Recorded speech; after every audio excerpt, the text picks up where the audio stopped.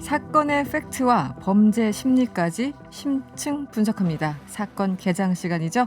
오늘 함께할 두 분 소개해드리죠. 충북대에서 범죄학을 강의하시는 프로파일러 배상훈 교수님, 그리고 내일신문 김영선 기자 나오셨습니다. 어서 오세요. 안녕하세요. 안녕하세요. 네. 오늘 사건도 참 우울합니다. 아동 연쇄 성폭행범 출소가 임박했나 봅니다. 네. 10살 여아만 노린 범행이라고 하는데 끔찍하네요. 김영선 기자 좀 자세히 네. 설명해 주시죠. 그 범행 시점이 2004년부터 2006년까지 4차례에 걸쳐서 말씀하신 것처럼 10살짜리 여자아이만 골라서 성폭행을 한 정말 파렴치범인데요. 네. 이게 수사기관에서 알아낸 게 사실 그 4건인데 겨우 15년형을 받은 거죠. 그래서 다음 달이면 출소할 걸로 이렇게 알려졌고요. 네. 수감 전에 마지막으로 저지른 범죄가 이 남성 이모 씨입니다만 이모 씨가 31살 때였어요. 네. 2006년에 이때도 아이들한테 왜 부탁하는 방식이 있잖아요.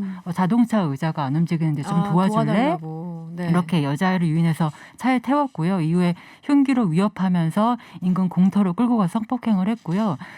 이제 출소를 하게 되면 이제 40대 중반의 나이일 텐데 사실 뭐 체력적으로나 뭘로 보나 범죄를 저지르고자 한다면 사실 전혀 가능성이 부족한 높죠. 나이가 아니기 때문에 네. 굉장히 위험성이 높다고 볼 수 있고 특히 이 남성이 성범죄자 신상정보 공개 대상이 아니에요. 그래서 다음 달 출소 후에는 사실상 아무런 제약 없이 사회로 나가는 그런 상황이라고 볼 수 있습니다. 공개가 안 되는 이유가 이 소급 적용이 안 돼서 그렇습니까?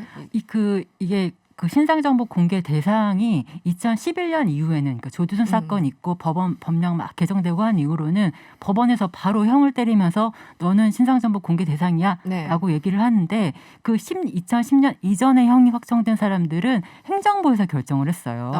뭐 국가청소년위원회 뭐 이런 데서 결정을 했기 때문에 거기서는 굉장히 조건을 까다롭게 하거나 아니면은 좀 이렇게 사실 이렇게 서류상으로만 보고 결정을 하는 거기 때문에 빠져나간 인물들이 굉장히 많았는데 2006년에 선고 받았기 때문에 맞습니다. 빠져나갈 이 수 인물도 빠져나간 거죠. 그때 했던 부서가 없어지고 통폐합되고 결국은 그걸 흡수한 게 지금 여성가족부인데 네.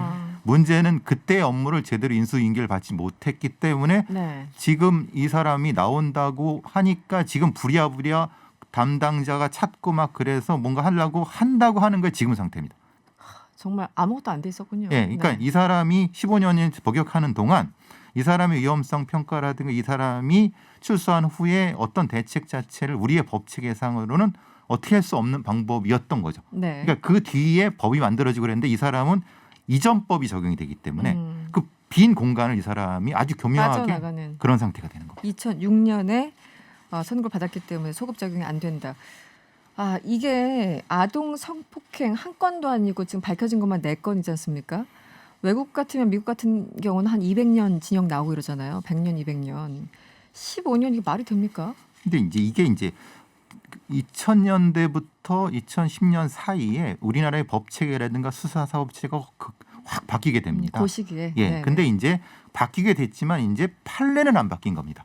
그러니까 양형위원회 기준 자체라든가 물론 양형기준위원회 자체도 그때는 없었기 때문에 네. 그러니까 옛날 시스템에서 판사들이 판결하는 가장 최고의 형량을 준 겁니다. 그 당시 예, 15년. 15년이요. 예. 그래서 그때도 신문 기사를 보면 그걸 이렇게 판단한 판사들이 되게 잘했다 뭐 이런 식으로 했는데 왜냐하면 그 이전에는 보통 이런 사건 자체가 뭐 10년 이하 기껏해야 5, 6년 정도밖에 안 받았기 때문에 그리고 아동 성폭행이라는 개념 자체가 없었고 그냥 추행 정도로 생각했었습니다.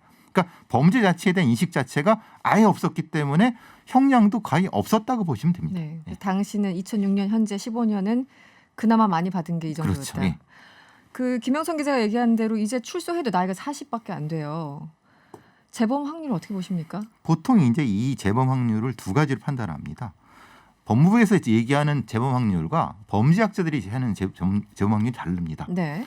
그러니까 이 법무부에서 공식적으로 이렇게 하는 거는 제대로 카운트가 안 됐겠지만 보통 뭐 60 미만이라고 하지만 매우 이 스페시픽한 성범죄자 같은 건 저희들은 95% 이상이라고 생각을 합니다. 95% 예, 이상. 왜냐하면 거의 뭐 95% 이상이라면 거의 통계적 유의수준이 넘어가는 거죠. 그렇죠. 왜냐하면 이것은 특정 대상에 대한 성적 공격성은 뇌의 구조가 바뀌기 때문에 절대 성향상 안 바뀐다고 합니다.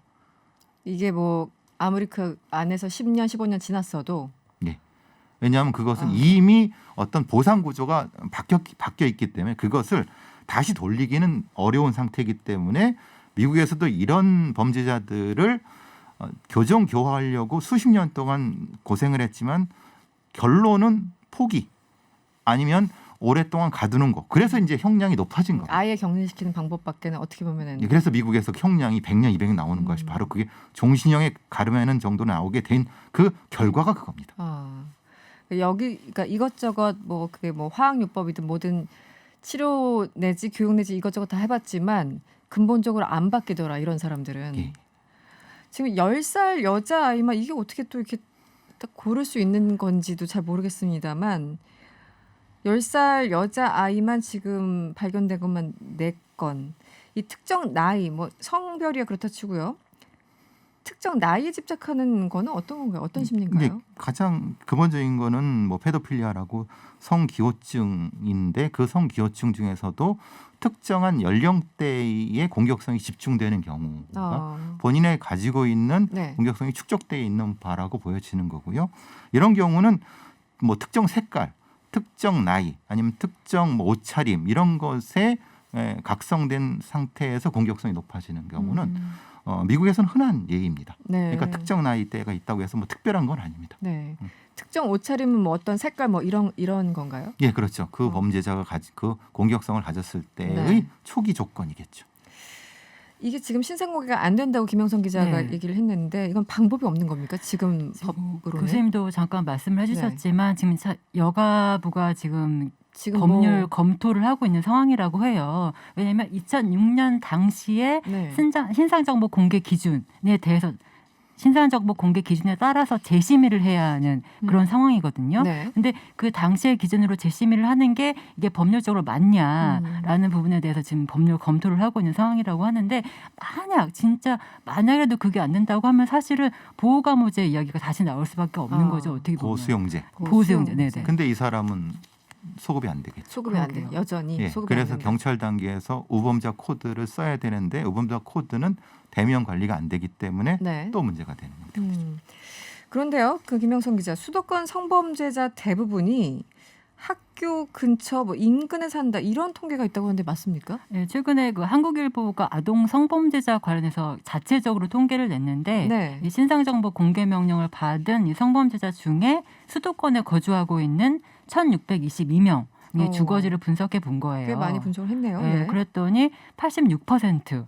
그러니까 뭐 86%면 사실 10명 중 거의 9명이죠. 네. 이 9명이 초중고나 대학 같은 교육시설에서 걸어서 7분 거리에 살고 있다라는 결과고요. 근데 이 통계가 왜 심각하냐면 네. 이 신상정보 공개 명령을 받은 성범죄자들 다수가 대부분 사실 아동, 청소년 대상으로 성범죄를 저지른 경우가 많은데 네. 지금 서울 지역을 보면 학교 근처에 거주하고 있는 성범죄자들 다시 분석을 해보니까 거의 절반 정도가 19세 미만 청소년 상대로 범죄를 저질렀고 네. 13세 미만 아동을 상대로 뭐 강간하거나 이런 전력이 있는 사람도 16%나 되더라 이런 통계를 내놨습니다. 네. 이게 86.1%면 대부분이잖아요, 교수님. 그렇죠. 어떻게 보십니까? 이게 이제 우리나라 같이 수도권에 밀집돼서 인구가 집중된 이런 구조에서는 거리로 이것을 차단하는 것은 정책이 잘못된 겁니다. 왜냐하면 500m 1km라고 하면은 실제로 네. 얼마나 많은 건물과 사람들이 있습니까? 그러면 법 자체를 절대적인 미터 기준이 아니라 네. 어떤 사람 간의 거리라든가 아니면 밀집도를 역산해 갖고 이게 법이 바뀌어야 되는 건데 네. 이걸 법으로 하시는 분들이 이거를 되게 단순하게 거리 개념으로 해버렸다는 건데 이 거리 개념은 미국에서는 넓지 않습니까? 그렇죠. 미국은 굉장히 넓은 데에서 차를 타고 다녀야 예, 되니까. 그러니까 네. 거리 개념이 가능한 겁니다. 왜냐하면 그 정도 거리 개념이었어 사람 희박한 거죠. 우리는 그걸 그대로 가져왔어요. 이게 사실 말도 안 되는 건데도 법무부 이런 데서 문제 제기를 안 하는 겁니다. 왜 이게 심각한데 다른 방식으로 네. 다른 방식의 어떤 절대 거리 개념, 상대 거리 개념이라든가 인적 개념으로 바꿔야 된다는 것이 어떤 범죄학자들의 주장인데 이거 안 받아들이고 있는 거죠. 인적 개념을 바꾼다는 게 구체적으로 어떤 방법일까요? 왜냐하면 예를 들면 어느 특정한 형태의 사람이 많은 공간에 이 경우는 네. 이 범죄자가 못 가게. 아예 그 근처를 못 가게. 예. 그리고 그 특별하게 어떤 우리 아이들이 집중돼 있는 곳에는 그걸 가중치를 더 둬갖고 못 가게 이런 개념을 더 많은 가중치를 둬야 되겠죠. 네. 이건 절대 개념으로 되면 안 되죠. 그런데 이런 통계가 나왔음에도 불구하고 사실은 지금 뭐 정부에서 법무부에서 여기에 대해서 고민을 하는 흔적은 아직까지 없는 건가요? 이 규정이 좀 바뀌어야 될 것 같은데요. 이 부분에 대한 뭐 고민을 하고 있다거나 조두순 출소 당시에는 반짝 좀 네. 관심을 두는 것 같았는데 네. 요즘은 사실 거의 수면 아래로 내려앉은 다시 것 그렇죠. 같아요. 네. 문제는 전담 부서가 없다는 겁니다. 또 다시 얘기되는 게 예, 예. 정담부서가. 왜냐하면 법무부의 여러 부서를 보십시오. 네. 거기에 아동 관련된 거, 성범죄 관련된 부분을 전담하는 데가 있나? 이건 대부분 여가부 쪽에 들어가 그렇죠. 있죠. 네, 네. 그러니까 이거 좀 이렇게 말씀을 미안합니다만 사실 힘은 법무부가 제일 셉니다. 네. 센 데서는 안 하고 여가부가 한테 미안하지만 힘이 없는 데에서 그걸 가지고 이게 우리 사회의 어떤 이 역학 구조랑 딱 맞는 부분인 겁니다. 이 사건을 바라보는 인식 자체가 그렇죠. 그런 구조를 통해서 드러나는 거군요. 딱 들어가는 거죠. 네. 네. 우린 뭐 이거는 그렇게 중요한 일 아니야 혹은 귀찮아 뭐 이런 정도 인식을 하다 보니까 어떤 범죄 유형들은 서로 가져가려고 하는 범죄 유형들이 또 있잖아요. 그렇죠. 뭔가 승진에 도움도 되고 뭐 등등. 특수부 일들 네. 오늘 검찰총장 말씀하신 것처럼 특수부 일들은 너도 나도 가져가려고 하는 그렇죠. 거고 네, 네. 이런 성범죄나 아동 성범죄는 너도 나도 피하려고 하는. 그래서 우수한 에이스들은 이쪽에서 다 제껴지고 그러니까요. 이런 것은 근본적으로 대통령이라든가 국무총리 같은 큰 어른들이 결정을 해줘야 되는 부분인 네, 겁니다. 네. 정치적으로. 정치가. 근데 네. 그게 결정이 안 되고 있으니까 이게 문제가 되는 거죠. 근데 성범죄가 더 그 많아지고 비율도 많아지고 또 굉장히 좀 극악무도한 방법으로 벌어지고 있잖아요. 끝까지 가면 또 이제 극단적으로 살인까지 가는 그런데도 아직 인식 변화가 없다는 것 자체가 너무 놀라운 것 같습니다. 지금 법무부도 그렇고 그나저나 학교가 개학을 했어요. 뭐 이제 김영선 기자도 아이를 키우고 있는데 이 참 학교 보내기 무섭지 않습니까? 이런 사건들 보면 적응기를 가져야 하는 1학년들은 다 이제 다 매일 등교를 하잖아요. 그렇죠. 물론 1학년들은. 9학년들은 네네. 아직 뭐 오프라인 등교를 많이 안 하고 있긴 하지만 사실 이런 상황에서는 학교 주변에 몇백 미터 거리 내에 이런 성범죄들이 살고 있다. 그것도 그나마 2010년 이전에 그 형을 확정받은 사람들은 신상 정보 공개가 제대로 안 된다. 그렇죠. 라는 사실을 알게 되면 사실 굉장히 경악할 만한 일이죠. 네. 알겠습니다. 문자 주셨네요. 나무네그루님 이런 범죄자들은 예외적으로 신상 공개해야 하는 거 아닌가요? 네, 저도 같은 마음입니다. 이런 일들 때문에 무서워서 애들 안 낳고 싶다는 사람들도 있어요. 그렇죠. 꿈돌이님도 형량이 너무 낮은 게 문제가 아닐까 합니다. 네, 이런 문자 주셨는데 지금 2006년 당시에는 그때 많이 선고해서 징역 15년이다. 지금은 이 정도 이제 범죄 특히 어린 아이들을 겨냥한 성폭행 이런 건 형량이 어느 정도 지금도 높아졌습니까? 이제 성범죄, 아동 성범죄 자체의 형량이 늘어났다고 해도 20년, 30년 그 이상은 사실은 양형위원회 자체가 작동하지 않는 거죠. 왜냐하면 누적된 형량 그리고 이거에 관련된 다른 보완 처분이 지금 적용이 안 되고 있는 겁니다. 네. 그래서 뭐 많아야 25년 정도밖에 안 될 겁니다. 네. 25년 많아봤자. 네.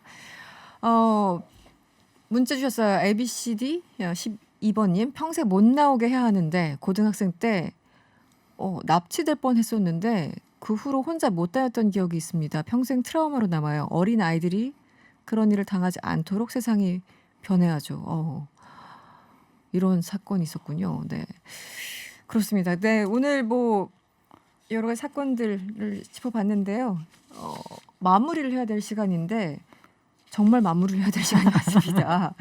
지난 12월부터 3개월간 매주 수요일에 함께한 사건 개장 시간 두 분과 쭉 함께한 가장 오래된 코너 중에 하나인데 오늘 마지막 시간입니다. 여러 가지 네. 개편 사정 때문에 그래서 인사를 좀 드려야 될 것 같습니다. 배창 교수님 그 고생 많으셨는데 예. 어떻게 방송 재밌게 하셨습니까? 네. 예, 이게 재밌으면 안 되는 재밌으면 방송인데 물론 재밌으면 안 되죠. 사건 사고 범죄가 공기와 같았는데 공영방송에서 투자하지 않으면은 네. 민영방송에서는 하질 않죠. 왜냐하면 광고가 안 붙으니까. 네, 네. 근데 그것은 어쨌든 나중에 지불은 우리 범죄 피해자들이 할 수밖에 없는 겁니다. 네. 이것을 우리 공영방송에서는 좀 제얼출해달라는 것이 아니라 어느 정도까지는. 네. 알겠습니다. 김영선 기자도 수고 많으셨습니다. 네. 네. 맨날 화만 내다 끝난 것 같아가지고. 그러니까 우리가 다룬 사건들이 워낙 심각해서 네. 웃을 수 있는 시간조차가 없었습니다. 여러분과 헤어지게 돼서 아쉽고요. 또 이제 사건들이 있으면 여러분과 함께 다시 자리를 마련하도록 하겠습니다. 지금까지 배상환 교수, 김영선 기자였습니다. 고맙습니다. 감사합니다. 감사합니다.